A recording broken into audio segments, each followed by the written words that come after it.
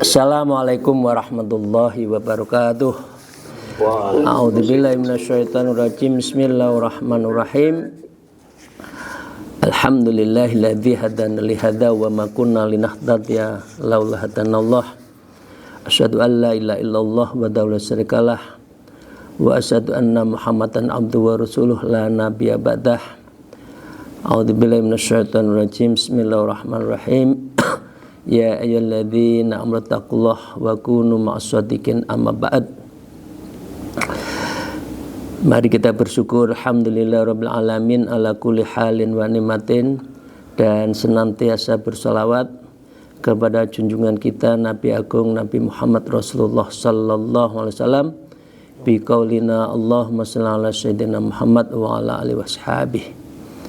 Para jamaah rahimakumullah, hari ini kita masih meneruskan pasal ke-14 fi bayani sholatil syariah was sholatit thariqah, yang menerangkan bagaimana sesungguhnya sholat syariat dan sholat thariqah, dan ini ditukilkan dari surat Al-Baqarah ayat 238. A'udzubillahi minasyaitonirrajim. Wa khafidhu 'alas shalawatis sholati wal wusta. Jadi kita diminta untuk memahami tentang pengertian dari sholat-sholat yang syariat dan sholat-sholat yang wusta, sholat yang di pertengahan atas bawah dari tubuh kita adalah hati. Kanan kiri dari tangan kiri ketemu di tengah hati. Begitu juga dari atas ke bawah, belakang ke atas adalah hati. Dengan demikian, pengertian dari sholat wusta adalah sholat yang menghunjam, dan itu ada hubungannya dengan hati. Mari kita lanjutkan. Kemarin kita sampai pada wa qala al-mu'allif fi hadzal kitab wa nabima bi ulumi fitarin amin ya rabbal alamin. Wa amma sholatu thariqah fa ya mu'abbadatun fi umrihi. Adapun salat thariqat selamanya sepanjang usia. Ya. Itu wa amma sholatu syaraf fa muaqqatun fi kulli yaumin wa ilatil khamsin marrah. Kemarin kita sebutkan kan, salat syariat sehari semalam 5 kali. Wa sunnata aisyali hadis sholati fil masajid bil jamaah, sunnatnya adalah sholat berjamaah di masjid. Wa mutawijihan ilal Ka'bah, dan arah kita sholatnya itu adalah ke Ka'bah Baitullah. Wa tabi'an bil imami bila riya'in wala sum'ah, dan kita menghadapkan, mengikuti apa yang dilakukan imam dalam jamaah tanpa riya, tanpa sum'ah. Kita tutup kemarin wa amma sholatu thariqah muayyatu fi umrih, sedangkan sholat yang berdasarkan tarekat, substansi di dalam sholat kita, fahiya muayyatun fi umrihi, dan itu sepanjang umur kita, sepanjang usia kita. Wa masjiduha qalbun, dan masjid tempat kita bersujud letaknya ada di qalbun kita, hati kita. Setiap saat hati kita selalu untuk bersujud pada Allah. Ya, jadi tidak mengenal tempat, tapi ada di dalam hati kita. Wa jama'udha istima'ul qauluk batin, dan semua yang menjadi jamaahnya adalah apa yang di dalam sir batin kita itu kita tujukan pada Allah. Ya, alal istighali, dan untuk itu semua kita sibukkan dengan menyebut asma'ut tauhid, la ilaha illallah, zikir ismu dzat, Allah Allah Allah, ya. Wa imma muhassauq fil fuad, dan semua itu imamnya yang ada di dalam sholat tarekat, artinya sholat substansi yang ada di dalam hati itu adalah disebut sauk. Apa itu sauk, Bapak Ibu sekalian? Kita lanjutkan. As-sauk adalah ketidaksadaran kalbu akibat mengingat kekasih. Kekasih dalam hal ini adalah Allah. Sebagian mengatakan itu adalah api yang Allah nyalakan di dalam kalbu para auliyanya, para kekasihnya, para hambanya yang dicintai. Insya Allah panjenengan kita semua kalau mau bisa melakukan ini selama kita menjalaninya dengan baik, sehingga ada selalu hati yang terus menerus menyala di dalam tubuh kita itu, yaitu tentang api asmara kita dengan Allah, api cinta kita pada Allah. Dan itu yang membakar kegelisahan. Kita tidak akan tenang kalau belum ketemu Allah. Kita tidak tenang kalau membaca Al-Quran. Kita tidak tenang kalau belum menyebut Allah, Allah, Allah fi kulli nafasin, setiap nafas kita. Fi kulli waktin, waktu, halin, situasi, saatin, dan saat-saat tertentu itu, maka di situ kita namanya sauk yang ada di dalam fuad. Fuad adalah lebih tinggi dari kolbun. Al-kolbun, al-lub, al-fuada, al-basirah. Itu yang kita terus gosok yang ada di dalam diri kita itu. Kiblatnya wa kiblatu hal khadratil ahadiyah. Kiblatnya adalah ahadihu hadratul ahadiyah. Bapak Ibu sekalian yang sudah bersuluk, salah satunya adalah selain akrobiyah ada ahadus somad, ya. Maka dengan demikian wa jamalul somadiyah dan jamalus somadiyah, jamalu keindahan somadiyah yang tempat bergantung kita. Jadi orang yang sudah mengalami ibadah sholat tarekohnya itu menjadikan bergantungnya itu hanya kepada Allah Subhanahu wa ta'ala. Maka dengan demikian as-sauk yang mempertemukan hadratul ahadiyah wa jamalul somadiyah itu, Bapak sekalian, karena kita terbakar hati kita hanya ingin berjumpa Allah, kegelisahan dan kegundahan akibat menyaksikan Allah, kita sudah musyahadah di dalam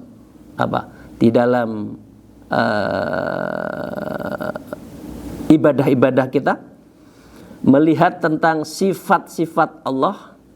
Artinya ini adalah muraqabah sifat, ya. Dari balik hijab, artinya kita sudah dibukakan, didendahkan dari hijab-hijab, maka ini adalah bilutfiyah. Karena itu kelembutan Allah telah disinarkan, telah dimasukkan di dalam diri kita itu. Maka dengan demikian kita melihat namanya jamalus somadiyah wa hadratus somadiyah, yang ini semua menurut Syekh Imam Arabi disebut adalah hadratuh al-iltija wal istinad, hadirat untuk kembali dan bersandar, kembali bersandar hanya kepada Allah Subhanahu wa ta'ala. Ahadus somad dan ahadu wajamul somadiyah ini, Bapak Ibu sekalian, merupakan tempatnya khazanah al-ma'lumat at-tasbitah yang berada di sisi Allah. Setiap orang seperti kita yang fakir, yang ingin selalu berjumpa Allah. Orang fakir itu sebetulnya pengertiannya adalah orang yang membutuhkan, ya. kembali bersandar diri untuk melihat kepada Allah di dalam dzauqi, di dalam rasa, di dalam kegelisahan kita yang ingin hanya ketemu Allah. Disinilah letak tawakal hakiki orang-orang yang bertawakal, dan ini disandarkan, dikembalikan kepada Allah Subhanahu wa ta'ala. Jadi ini orang kalau sholatnya sholat torekoh, sifatnya sudah sampai pada hadratul ahadiyah wa jamalus somatiyah. Tinggi sekali Bapak sekalian, para jamaah ya, kalau kita sudah bisa melakukan seperti ini. Bapak selanjutnya wahyal kiblatul hakikoh, dan itulah hakiki kiblat kita, artinya Allah. Kalau Ka'bah, Baitullah itu adalah tentang tempat muara dari kiblat kita. Tapi al-kiblatu hakiki Allah itu sendiri. Karena Allah itu ismu dzat. Zat yang tunggal, la kaifin wala mislin, yang itu Allah. Artinya jangan dikatakan kalau kita ke Ka'bah itu Allah, nah, itu Baitullah. Nah, ini yang disebut al-kiblatu hakikoh. Ya, kiblatnya hakikoh itu ya hadratul ahadiyah yang somat, yaitu Allah Subhanahu wa ta'ala. Bapak sekalian itu ya, wal kolbun, dan kolbun kita itu, waruh, dan ruh kita itu, antara hati dan nyawa kita, mashulani bihadis salat, selalu mashul, selalu tidak boleh lepas, selalu rindu, selalu menyatu bihadis salat, di dalam solat-solat tarekah itu ya, solat tarekah ini alat dawam, yang berkelanjutan, tidak pernah putus, tidak pernah kita menjadikan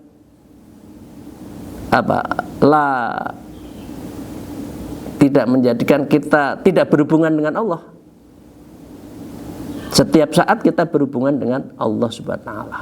Karena kita mazhul, hati kita sedih kalau tidak ketemu dengan Allah Subhanahu wa ta'ala.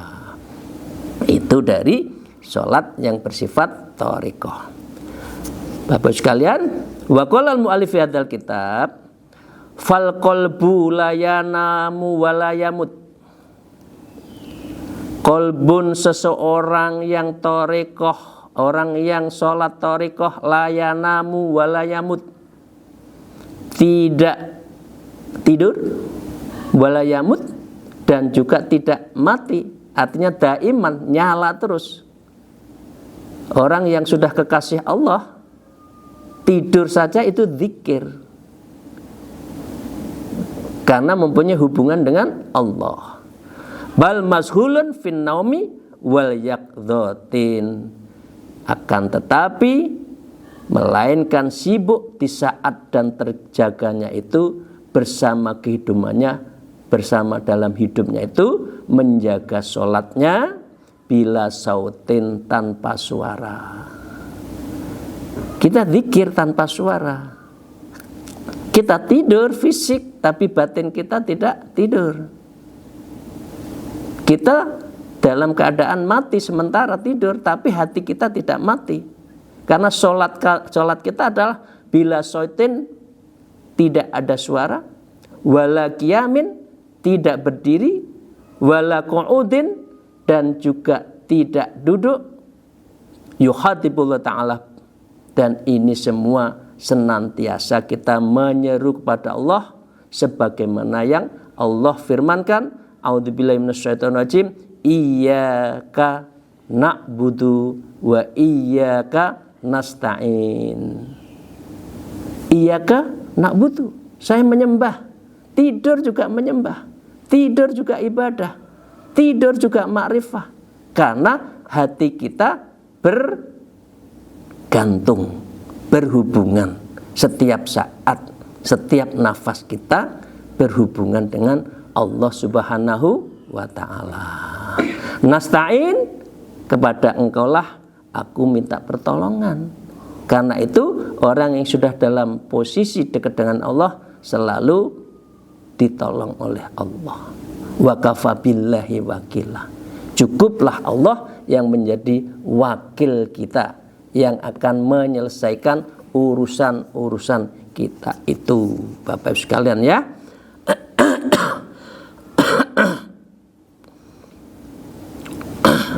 Mutabi'an li Nabi sallallahu alaihi wasallam, cara kita ini sholat thariqah selain sholat syariat tadi, mutabi'an ini mengikuti ittiba lin Nabi, di jalan Nabi Muhammad sallallahu alaihi wasallam, dan ini menjadi cara Rasulullah berhubungan dengan Allah yang tidak pernah putus meskipun dalam keadaan tidur, karena beliau dalam keadaan suci.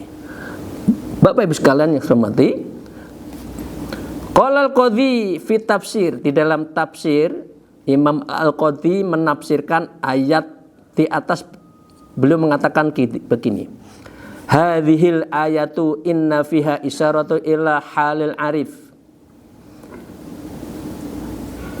Ayat ini merupakan isyarat tentang ihwal seseorang ahli ma'rifat, wantiqolihi min halatil ghaibati ila hadratil ahadiyah, dan perpindahan dari ghaibah menuju hadratul ahadiyah. Siapa hadratul ahadiyah? Ya Allah itu yang tunggal, yang as-somad, yang akrobiyah, yang itu kita jalani makom setelah tahlil. Ya. Apa ghaibah? Ghaibah adalah hilangnya kesadaran kolbu dari selain Allah. Tidak ada lain kecuali Allah. Yang ada Allah. Selain itu tidak ada. Kita bukan siapa-siapa. Kita adalah sesuatu yang tidak ada diadakan, dan hanya yang ada itu Allah. Hingga batas tidak menyadari dirinya berarti fana. Ghaibah itu artinya fana. Maka dengan hilangnya kesadaran diri itu, ia tidak melihat dirinya lagi. Yang dia lihat hanyalah Allah. Di dalam dirinya hanyalah Allah. Itu yang disebut dengan wahdatus syuhud, bukan wahdatul wujud. Karena Allah tidak la maujud.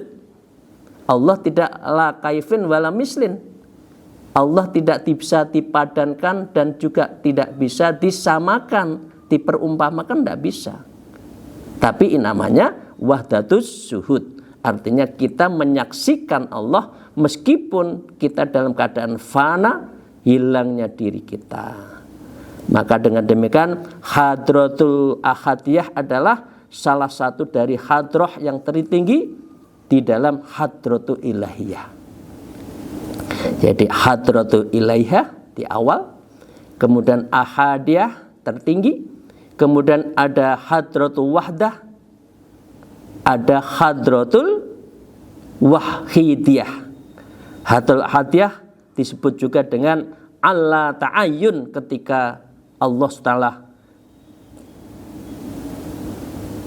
bertajali dengan ta'ayyunatnya. Artinya kita sudah tajalli di dalam ibadah kita. Setelah apa? Setelah takhalli, tajalli. Maka dengan demikian Bapak Ibu sekalian,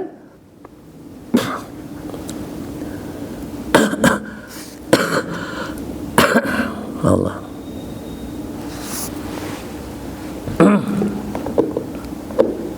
Bismillahirrahmanirrahim. Maaf ini ada gangguan. Wa qala al-mu'allif, Bapak Ibu sekalian, setelah kita menampai pada ilah hadil hadiyah subhanahu wa ta'ala, fastahaqqa bimisli hadil khitabi ma qala sallallahu alaihi wasallam. Ini semua adalah konteksnya sesudah dengan apa yang disabdakan oleh Rasulullah sallallahu alaihi wasallam. Beliau mengatakan begini, al-anbiya wal auliya yusalluna fi kuburihim kama yusalluna fi buyutihim. Sesungguhnya para nabi, para rasul, para wali itu sholat di dalam kuburnya seperti mereka sholat di dalam rumahnya. Karena beliau tidak wafat. Wafatnya yang mati jasadnya, ruhnya tidak. Ruhnya ke alam kurbah, yang itu beliau sedang bersemayam bersama tanda petik ya, jangan diartikan fisiknya Allah. Dia di dalam di sisi Allah Subhanahu wa taala. Itu yang sering kita berdoa, semoga beliau bersenyum, bergembira, diterima di sisi Allah Subhanahu wa taala. Kalau itu yang terjadi, maka beliau sholat, beliau melakukan ibadah meskipun wafat fisiknya, dan beliau juga dalam hal tertentu bisa mendoakan kita semuanya itu.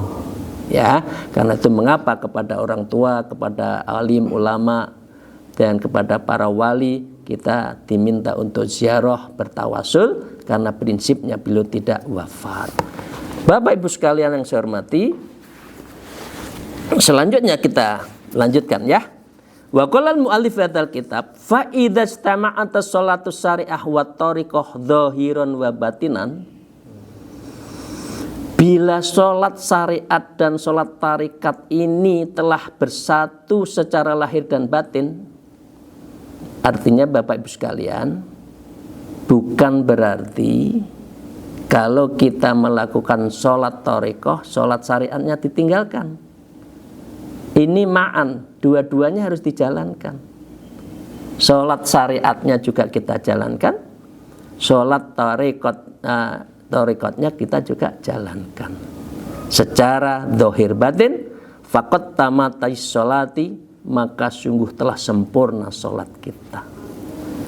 Jadi tidak cukup sholat syariat, tetapi yang kita raih juga, yang kita jalankan adalah sholat tarikat ya, yakni takunu sholatu tammah wa ajruhum azimun. Maka ini adalah sholat yang sempurna dan kita akan mendapatkan pahala yang besar ya.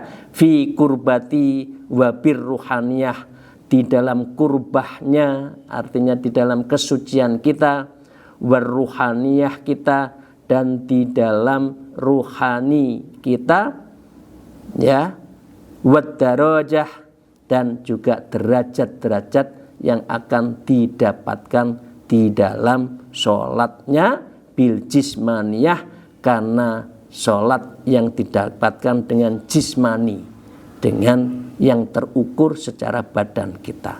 Fayakunu hadzal musolli, maka orang seperti inilah sholat yang benar. Abidan, beliau adalah ahli ibadah, fidz zahirin, di dalam zahirnya, wa arifan, di dalam ahli makrifatnya, fil batin, di dalam ruhaniyahnya, batinnya itu.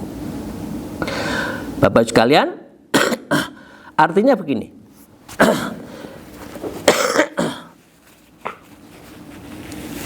Artinya kalau orang itu sholat thariqah, sholat syariatnya dijalankan dengan baik, maka dengan demikian dia mendapatkan bukan hanya jismanih marotib, martabat, tetapi juga kurbahnya itu. Nah, tetapi pertanyaannya, kalau sholat thariqahnya kita tidak capai, tetapi sholat sholat syariatnya yang kita jalanin, bagaimana?